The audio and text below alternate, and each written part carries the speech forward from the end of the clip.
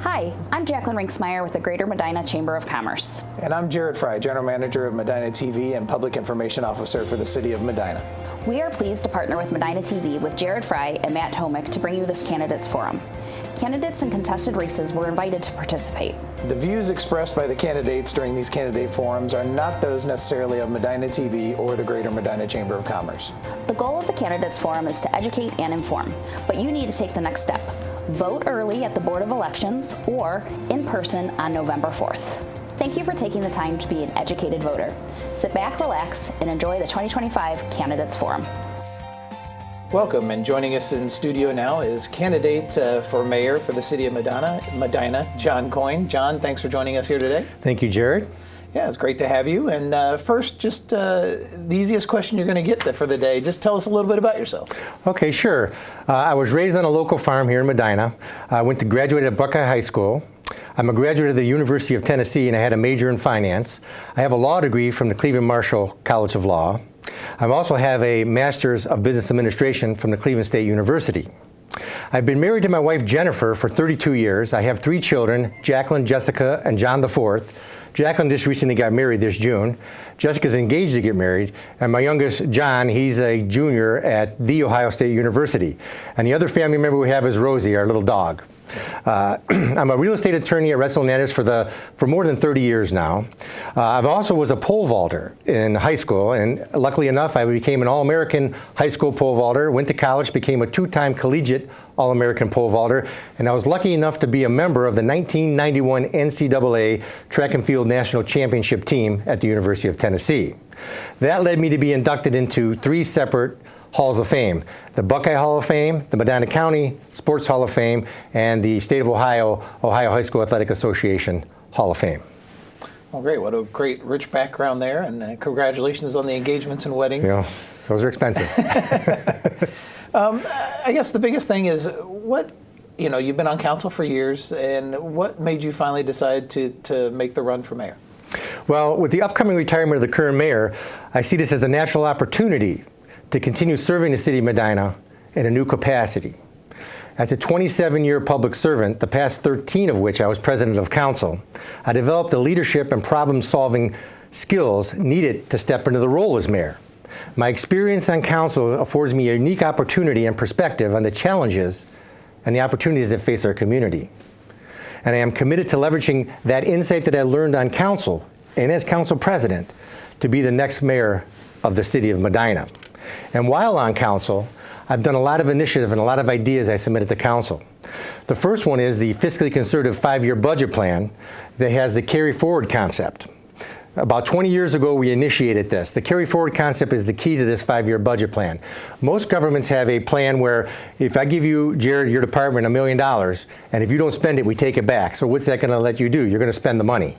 So we changed that philosophy and says, hey, if you save the money, you get to keep it and save it for a project or equipment or whatever you need to do. We are not going to take it back.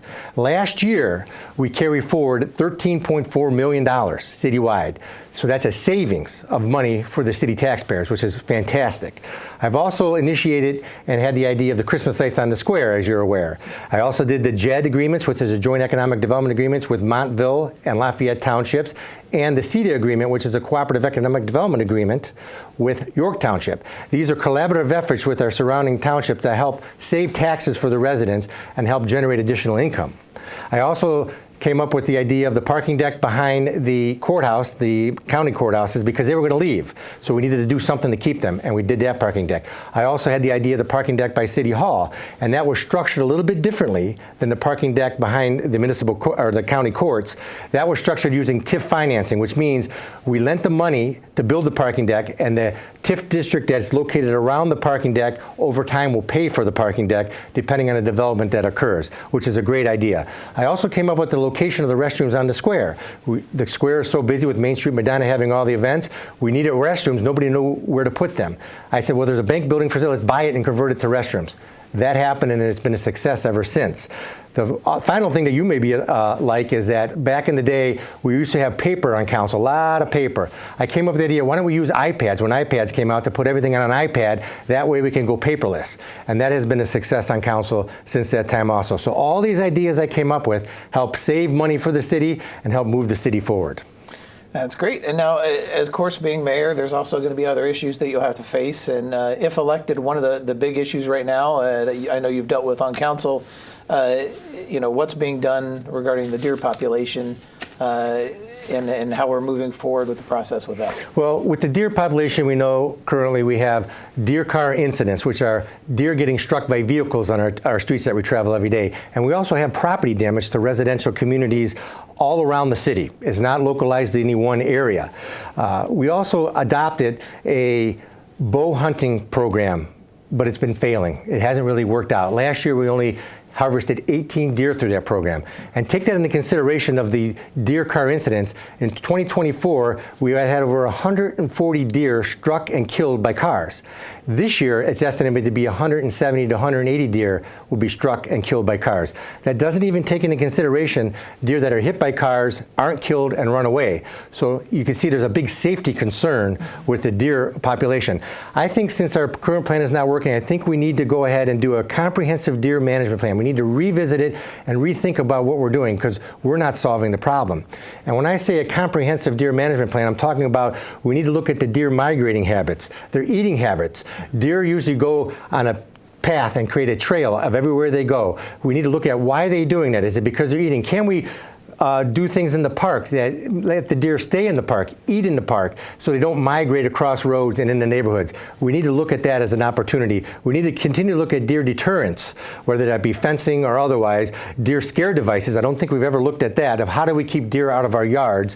Plantings and things, of what plants should we plant? We need to force that and have residents understand how that can help. Repellents, deer spray, people use that. Some say it works, some say it doesn't. And we also need to look at calling. Again, the deer bow program didn't work. We need to look at calling, and when we look at calling, we need to look at the local law enforcement personnel. If we have trained local law enforcement, we can use them to call the deer through shooting them, or sharpshooters. Now, sharpshooters may cost a little bit more money, but we need to look at both of those. In order for this plan to work, we have to adopt all the strategies. One strategy alone is not going to solve our problem. As we've learned with bow hunting, we need to adopt them all to make a more comprehensive plan of trying to move the deer away from the residential communities and bring the number of deer down over the years. This is a long-term process. We have to look at what other communities have done also, because we can learn from what they have done. If something works in their community, maybe it'll work in ours. Not saying it will, but it might. So we have to be flexible enough to change the plan as we go forward. And as the next mayor, I will be in charge of implementing that plan and be able to making sure that all the strategies are implemented to the best of their ability to make sure that we can lower the deer incidents and car accidents on our roads. So as you look to reduce those number of deer, there's also I guess the proper term, the cleanup factor of the deer. What do you see the cost of that, and then two, where would you like to see that go? Well, the cost of it, we're already having a high cost of our residents, right? They're having a high cost to fix their vehicles. We're having a high cost of plant damage in their backyards. So we as a community have to look at those costs that they're incurring and say, what makes sense? Should we train law enforcement personnel to hunt the deer? Sure, maybe that'll work. If that doesn't work, we have to go to sharpshooters, because there's always a cost to every solution that we have. Now, what do we do with the deer carcasses you were mentioning? Well, I would try to set up a plan, I think Parma did this, where you set up a list of people around the community. Things are getting very expensive around, everywhere. So if we can offer the community residents an option to have deer meat, maybe eat it or mix it in with their meat, we can get a list together to allow people to sign up on that list, so we can when we harvest a deer, call that individual on the list and give them the carcass free of charge, because we're here trying to solve the problem and help the community. Now, another issue that kind of comes up is, of course, economic development. And, of course, we have a business like the hotel that's coming in. Kind of touch on how that will help existing business and how that could help bring in new business. Well, of course, we have a great square in Medina. That is our gem, right? Mm-hmm. We have a great square, and we also have other assets in our community, which are the airport and the fairgrounds. We have to be able to utilize those assets a little better. But as far as using our square and having a hotel and having businesses around the square, that is the key to our growth. Lately, I think in the square we've been full as far as lease up around the square for about 10 years. That's because of Main Street Medina's participation in bringing events to the square, people wanting to come to the square, wanting to eat on the square.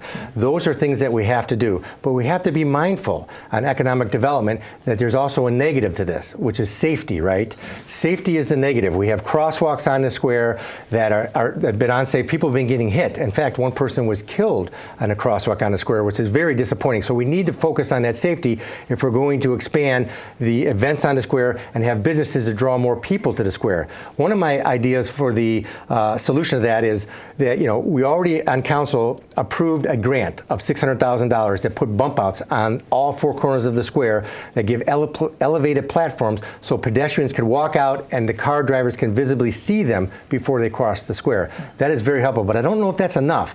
I would even go further to say that we should look at the south side of the north side of the square and the west side of the square where House of Hunan is and PJ Marley's, and maybe talk about either reconfiguring the parking there or eliminating parking along that altogether and expanding the sidewalks. This will give a lot more visibility because right now people on 42 by House of Hunan back out in the oncoming traffic, which is very dangerous. We need to try to eliminate those conflict points and make it more visible for pedestrians and maybe make it more business friendly for the businesses that have outdoor eating areas. So when we develop business for economic development, we got to think of the safety concerns that go along with it. Yeah, you just answered part of my second question I was going to ask you there as far as the pedestrian safety, so you touched on that. Yes. Now, also, you kind of mentioned there, if you got rid of that parking, that's also one of the concerns when people come to the square for events, is parking around the area. What are your thoughts on that? But remember, we have two parking decks. One parking deck is 360 spaces and the other one's 190. We have ample parking. We just have to be more aware of where that parking is located. Of course, we're going to lose 20 spaces or maybe 30 spaces around the square, but safety is worth it. Yeah. People being safe, losing 20 spaces or 30 spaces, as long as nobody gets hit again or killed, I think that's a good trade-off. Yeah. And then before we move off on the square, what are your thoughts in terms of a lot of the communities in the area are now moving to where they have Doras? And what are your thoughts in regards to the city of Medina having that? I know Main Street Medina did a study with the local businesses, and about 80% of the people said they were in favor of a Dora. I think a Dora would be a great thing to try to make sure if it works, because other communities have done it, but we have to implement these safety concerns first, right? Mm-hmm. We have to be responsible when we do this. I think it would be very helpful to the businesses to have a Dora. People can walk around the square. That is why we have the square. We have a beautiful historic square that people want to enjoy.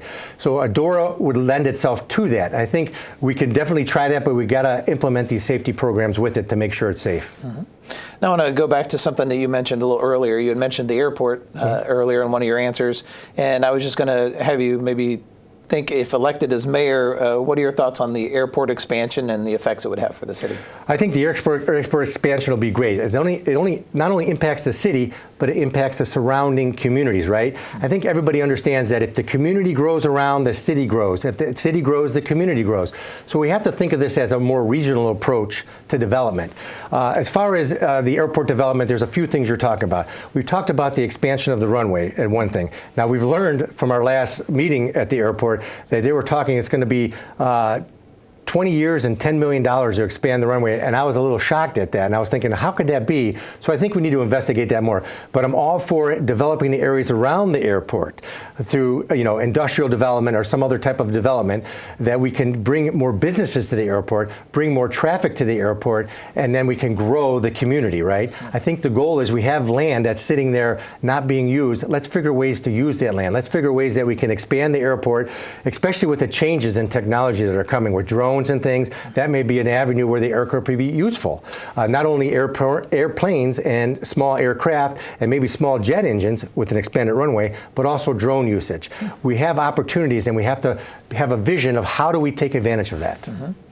Now, another issue that you could face if elected mayor is of course, Medina, I guess for lack of better terms, kind of like is landlocked in terms of that there's not much property out there anymore in the city of Medina.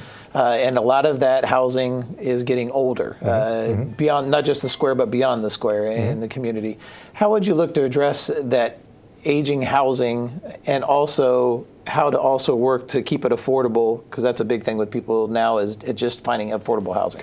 Well, true. The question of affordable housing, this question has come up a lot. So the question first you have to answer is, what is affordable housing? Well, the definition of affordable housing is that 30% of your income, your gross income, is used for housing, which includes utilities, taxes, insurance. That is affordable housing, 30% of your income. So you can look at it and say, okay, if I make $50,000 a year gross, 30% of that's $15,000. That's what I can spend on housing. There's really not a lot of housing that you can have in Medina for $15,000. The only affordable housing we have currently in Medina is down by Brookdale Mobile Home Park, right? That's affordable, and it's going to be expanded to another additional 90 pads, I believe. That's still $90,000, $70,000 to $90,000 per manufactured house going on there.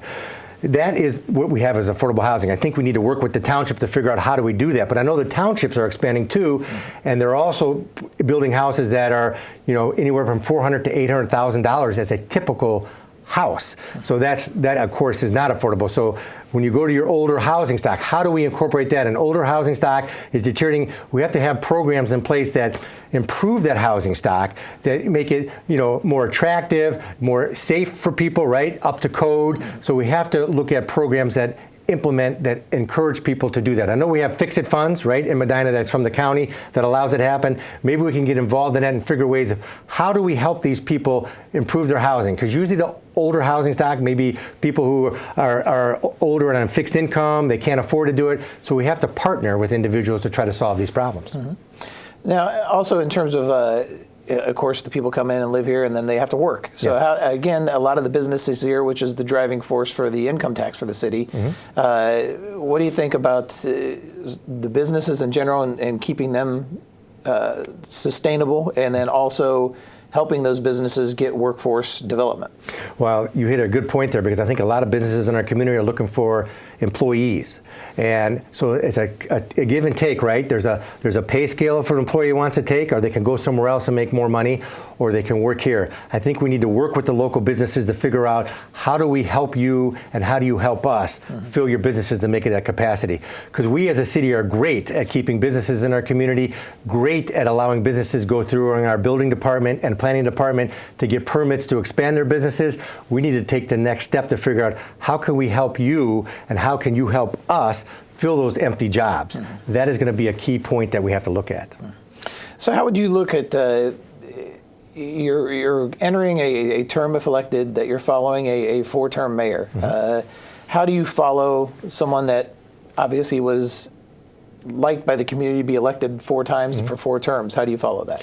Well, you follow it one day at a time, right? You follow it by entering the position with stated goals in mind. What do you plan to accomplish? What do you plan to change? How do you make life better? How do you make quality of life better of those residents and businesses in the city of Medina?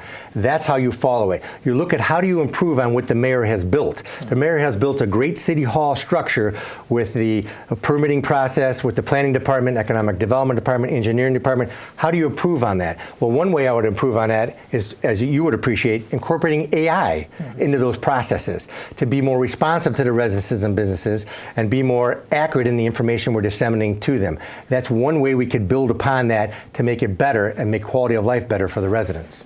So following up on that, what's the most important thing you'd like to accomplish if elected as you start? The most important thing that I'd like to accomplish, of course, is looking at the safety that our community faces currently. And I've talked about this. We have traffic congestion, which is a safety issue. We have the crosswalks at the square and crosswalks throughout our community. We have sidewalk. Sidewalk accessibility is a big safety issue. We have a lot of sidewalks in disrepair in our community, and we need to make them safe for not only the children walking to school, but for the elderly that use them to stay in shape, and the disabled that use them to travel, to get around. We need to focus on that. And of course, the deer incidents, we need to focus on that. But going back to the sidewalks, I think we need to change our program in our city from having the residents pay for the sidewalk repair, replacement, and maintaining them to the city. It's a governmental function for the sidewalks that the city should take over to do both the repair, replacement, and maintenance of them, and the cost. And this could be easily done by implementing a program where people report sidewalks that need to be repaired, replaced because of these safety issues, and then the city can take an active role in solving those problems to make the community a better place and a safer place for the residents. And then what would you say that you've been most proud of during your time on council that you've done? What I've been most proud of, or my favorite experience, I guess, besides the 5-year budget plan, which is a very fiscally conservative, and we saved a lot of money for the city, I'm very proud of that. But I guess I'm most proud of the Christmas lights on the square. I remember when we first did that. I don't know if you were here when we did that. When we lit the lights on the square for the first time, it was a beautiful day. We had thousands of people on the square. There was a big sense of community, a big sense of pride in something that we've done. And I was so proud to be a creator of something that brought the community together, that we were able to share, and has been a lasting event on the square, that people can share traditions and family memories. Those are things that are so magical, and I'm so proud to be a part of that. And then I guess if elected, you kind of talked about some things that are important to you. How would you gauge your success as a mayor after 1 year? Well, I guess I would gauge my success as how much safer is our community, right? Mm-hmm. These sidewalk issues. Are people able to travel better? Are we having less incidents on the square with safety? Are we bringing down the deer car incidents? Are we going in the right direction instead of the wrong direction? We want to bring that number down. That's how I would gauge my success. Are we solving the problems that needed to be solved in the city? Mm-hmm. And then, so to follow up on that, so that was after year one. How would you, after your 4th year, how would you judge your success? After my 4th year, I would judge my success as how is the income tax doing? Are we raising the income tax more? When I first got on council in 1998, the income tax was like $4.5 million. Mm-hmm. Now it's $21 million. I hope that I was a part of that over the years I've been on council. Over those 27 years, that was the change. I want to continue that. I want to figure ways of how do we continue to grow our income tax so we don't have to raise taxes on residents. That's how I'll gauge my success, is how much more revenue we're bringing in and still keeping the income tax as one of the lowest in the state of Ohio. And then the follow-up, Mayor Handel has always prided himself on the work being civil between city council, the department heads, and as well as the mayor. And in this time of political unrest and all the changing things, how would you see, as mayor, you handling that?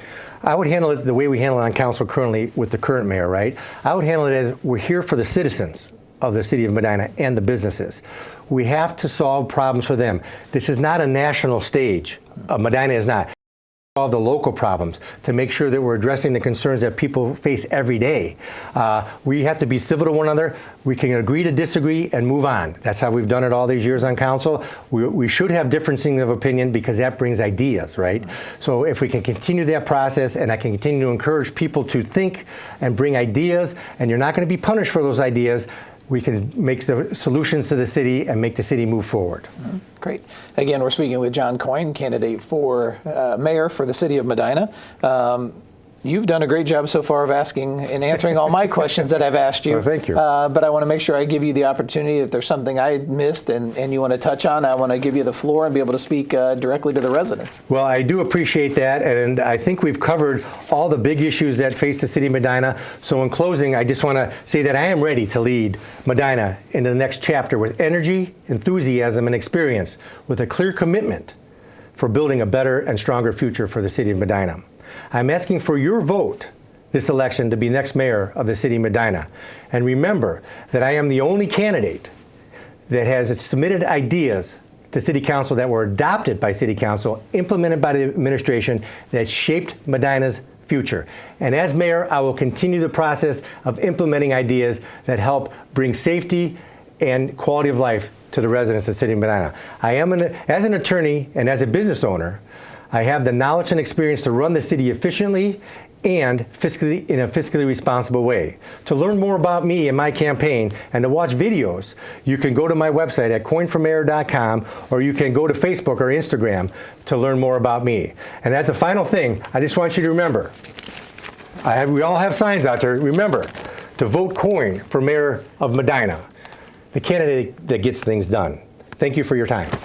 Thank you, John, and I appreciate you being part of the political process, and I want to wish you the best of luck this November. Well, thank you. Thank you.